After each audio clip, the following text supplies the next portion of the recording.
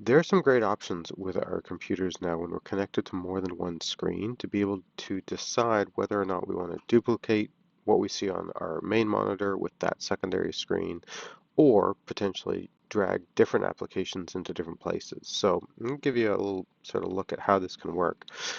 One of the keys you're going to use here is the F8 key, and depending on what you're using, if it's a laptop, you might even see a little laptop and monitor kind of symbol there on that F8 key. And what it does for you actually is allows you to set up your monitor so that you can drag a program, whether it's, Chrome or a smart notebook or Word or just whatever, onto one screen and have something completely different on the other screen.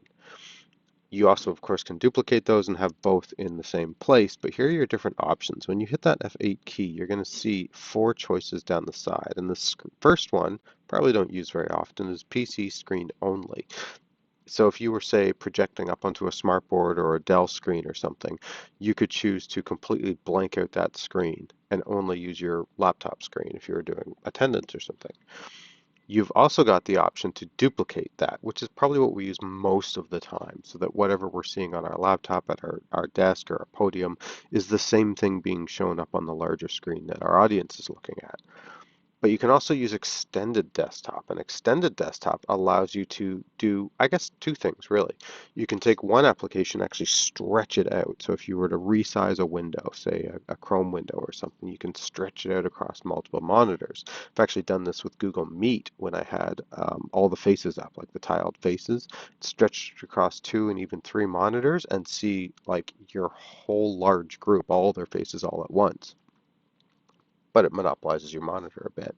Or with extended desktop, you can actually just pick a screen and grab an application and just drag it across your screen here. So let me see if I get out of the full mode here. Let me just do this. Here, I want to demo this for you since I can't obviously demo while recording, but this gives you the idea. I can click on an application on one page and drag it over to the other page. So that way I can have whatever I want on my first screen and then drag another application up for the kids to see. So again, I could be doing attendance on one screen while they're looking at a set of instructions or a handout or something like that on the other screen. So that's really handy too. And then,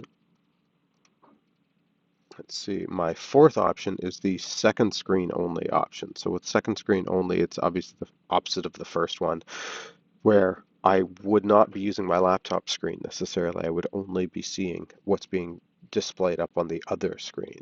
So if it makes sense for you to use those options, then certainly jump on it. But go ahead and try each of those choices because they're all really great options that you can use, and it would allow you to then just control exactly what's on any given screen, and it certainly allows you to then, instead of say freezing the projector screen or something else so that your students don't see what you're working on, you can just drag whatever you want up to that other screen and then keep your own stuff on your laptop screen so that you can mark assignments or do attendance or whatever you need to do while they're seeing something completely different. So give it a try, mess around with that F8 key and try those different options. It's also a good troubleshooting tip if you're sitting there wondering why one of your 2 screens maybe isn't working. It could have been that first or last option. So check it out and do some experimenting with your extended desktop.